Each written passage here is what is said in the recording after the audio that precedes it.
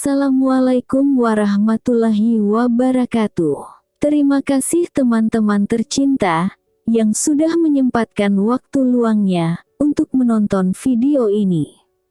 Tentu teman-teman sudah tidak sabar lagi menunggu voice notebook dari channel kami. Tidak menunggu berlama-lama lagi. Hayo kita gas keun, teman-teman. Suling Emas, mahakarya dari maestro novelis ternama Indonesia, Asmaraman S. Ho Ping Ho. Mari kita simak bersama ceritanya. Ho Ping Ho, Suling Emas pertama bagian 3. Mari kita simak bersama karya emas dari Asmaraman S. Ho Ping Ho. 7 orang pemuda yang berkumpul dalam sebuah rumah penginapan itu adalah pendekar-pendekar muda dari beberapa partai. Seperti biasa, karena merasa segolongan dan setujuan, mereka lekas bersahabat dan selain menuturkan pengalaman masing-masing yang biasanya mereka lebihi, juga mereka tiada habisnya memuji-muji dan membicarakan diri Liu Lucian yang diam-diam mereka perebutkan. Setelah Lucian yang lewat di depan rumah penginapan itu, sampai jauh malam para pemuda ini bicara tentang Lucian dan masing-masing menyatakan harapan menjadi orang yang terpilih dengan mengemukakan dan menonjolkan keistimewaan masing-masing. Sebagai putri bengkau, tentu kepandaiannya amat tinggi dan belum tentu aku mampu menandinginya. Akan tetapi, ilmu golokku yang terkenal dan nama ilmu golok pelangi di awan biru memiliki keindahan yang melebihi keindahan seni tari manapun juga. Siapa tahu, keindahan seni permainan golokku akan menawan hatinya, kata pemuda muka putih dengan pandang mata merenung penuh harapan dan di depan matanya terbayanglah mulut manis Lucian. Karena dialah yang jadi tergila-gila oleh mulut manis itu dan ingin menjadi buah apel. Aku tidak punya kedudukan, orang tuaku miskin dan aku pun tidak berpendidikan, tidak pandai tulis baca. Akan tetapi, biarpun ilmu silatku mungkin tidak setinggi dia, aku memiliki tenaga besar yang boleh diukur dengan tenaga siapapun juga, kata pemuda tinggi besar yang matanya lebar. Mudah-mudahan Nona Lucian sudi memandang nama besar Kunlun Pai sehingga aku sebagai murid kecil Kunlun Pai akan menarik perhatiannya, kata pemuda ketiga yang tampan juga. Demikianlah, 7 orang pemuda itu menonjolkan keistimewaan masing-masing dengan harapan dialah yang akan terpilih. Lewat tengah malam barulah mereka memasuki kamar masing-masing.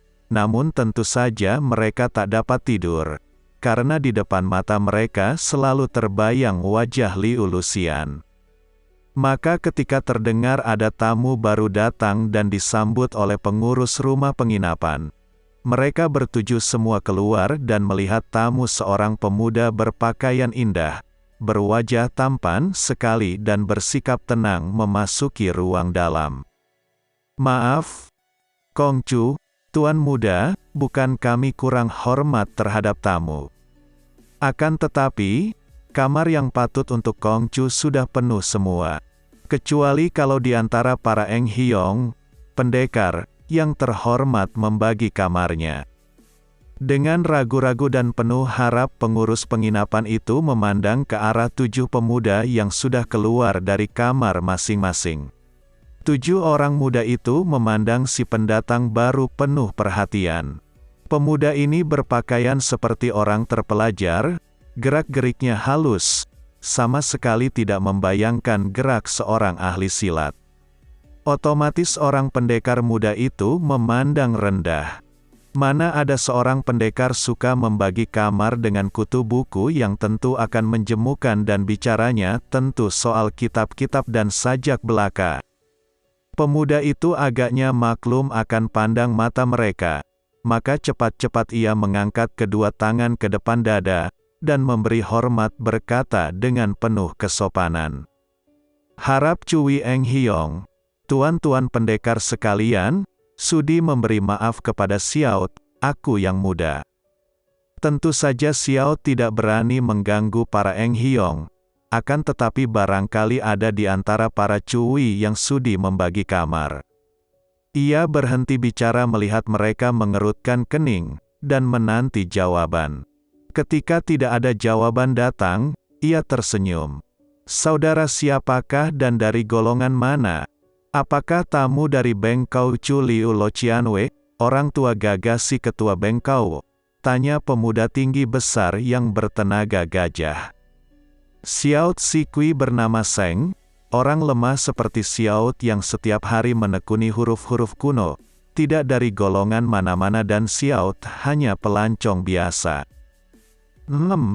Maaf, kamarku sempit sekali, jawab si tinggi besar kehilangan perhatian. Kamarku juga sempit, jawab orang kedua. Aku tidak biasa tidur berteman, kata orang ketiga. Maaf, memang Xiao tidak berani mengganggu Cui. Lopek, kau tadi bilang tentang kamar yang patut. Apakah masih ada kamar yang tidak patut? Kui Seng menoleh ke arah pengurus penginapan sedangkan 7 orang pendekar itu sudah kembali ke kamar masing-masing dan menutupkan daun pintunya. Ada, Kongcu. Akan tetapi, itu adalah kamar-kamar kecil di sebelah belakang. Dahulu menjadi kamar pelayan, tidak berani saya menawarkannya kepada Kongcu. Kui Seng tersenyum. Tidak mengapa, Lopek. Malam sudah begini larut, mencari kamar di penginapan lain pun repot. Biarlah aku bermalam di kamar pelayan itu. Dengan tergopoh-gopoh pengurus penginapan itu lalu mendahului Kui Seng sambil membawa sebuah lampu, mengantar tamunya ke sebuah kamar yang berada jauh di ujung belakang. Benar saja, kamar ini kecil, hanya terisi sebuah pembaringan bambu yang setengah reot, lantainya tidak begitu bersih pula. Bersambung ke Ho Ping Ho, Suling Emas Jilid 1 bagian 3.